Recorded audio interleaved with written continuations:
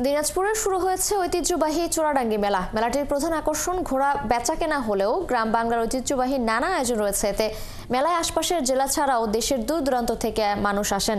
আয়োজকরা জানান, মেলা থেকে আয় করা অর্থ বিভিন্ন সামাজিক কাজে ব্যয় করা হয়। খালিদ আরাফাতের তথ্য ছবিতে প্রতিবেদন। রীতি অনুযায়ী মাঘের শেষ সপ্তাহে প্রতি বছর এই মেলা শুরু হয়। সেই অনুযায়ী ৬ ফেব্রুয়ারি থেকে দিনাজপুর সদরের বাংলাদেশ চেরাডাঙ্গি স্কুল অ্যান্ড কলেজ মাঠে মেলাটি শুরু হয়। প্রতি বছরের মতো এবারও মেলার প্রথম দুদিনের মূল আকর্ষণ ছিল ঘোড়া বেচাকেনা। এই সময় দেশের দূর দূরান্ত থেকে ক্রেতা বিক্রেতারা আসেন এই মেলায় ঘোড়া কেনাবেচা করতে। বিভিন্ন ঘোড়ার দাম উঠে ৬,০০০ থেকে ১০ লাখ টাকা পর্যন্ত। ঘোড়া দাম বলতেছে, আমরা চাইছি ১,৩০,০০০, দাম ৭০-৮০ এরকম বলে। আমরা অনেকগুলো ঘোড়া দেখলাম, ঘোড়া দৌড় দেখলাম, দেখে অনেক খুশি হলাম।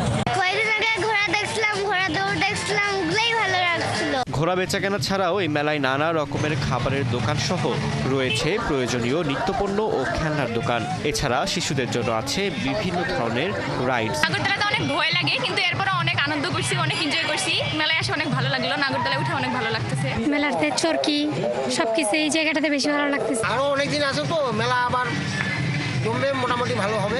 ১৯৪৮ সালে তৎকালীন MLA ফজলে হকের উদ্যোগে এই মেলা প্রথম অনুষ্ঠিত হয়।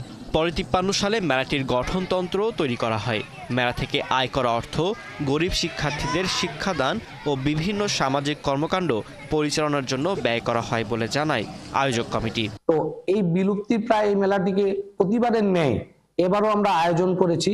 একটি মেলা কমিটি আছে, এই কমিটির মাধ্যমে এই আয়োজন করেছি।